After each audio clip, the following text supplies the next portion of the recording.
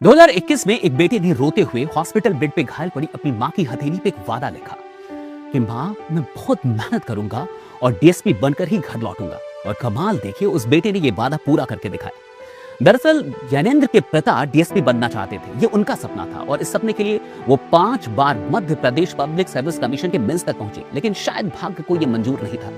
गांव में जमीन के एक विवाद में उनके ऊपर केस दर्ज हुआ और जिसके चलते उनको ये सपना बीच में ही छोड़ना पड़ा।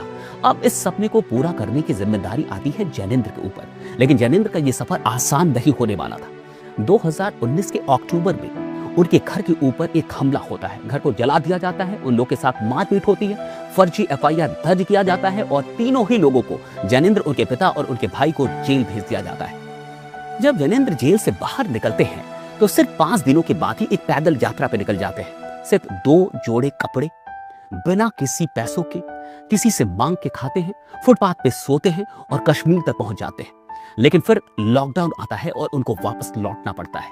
अब वो सोचते हैं कि वो तैयारी करें, तभी कुछ ही दिनों के बाद उनके घर पे दोबारा हमला होता है। उनके घर को दोबारा जलाया जाता है, उन लोगों के साथ मारपीट की जाती है, फिर से फर्जी एफआईआर दर्ज होता है और उन लोगों को जेल जाना पड़ता है। इस बार लंबा जेल में रहना पड़ता है और 2021 के जनवरी में जैनेंद्र बाहर निकलते हैं। अभी भी उनके घर के लोग, यानी उनके पिता और उनके भाई, अभी भी जेल में थे। वो जब बाहर निकलते हैं तो इंदौर चले जाते हैं और अपनी तैयारी शुरू करते हैं। इसी बीच उनके ऊपर एक और आरोप लगता है, अटेम्प्ट टू मर्डर।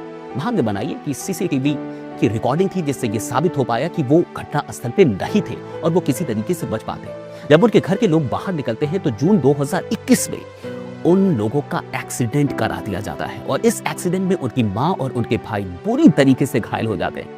पिता का भी हाल खराब था। ज्ञानेंद्र जब हॉस्पिटल पहुंचते हैं तो रो रो के इनका भी हाल खराब हो जाता है और उसी वक्त वो अपनी मां की हथेली पे ये लिखते हैं कि मां, मैं डीएसपी बनकर ही घर लौटूंगा।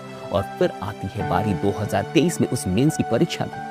और उस मेंस की परीक्षा के दौरान उनको मलेरिया और टाइफाइड होता है। सुबह शाम ड्रिप लगवा के वो परीक्षा देने जाते हैं और फिर बारी आती है 2025 नवंबर में, जब रिजल्ट आ रहे होते हैं। और जिस दिन रिजल्ट निकलता है, जैनेंद्र अपने पिता को कॉल करते हैं और कहते हैं, पापा, मैं डीएसपी बन गया।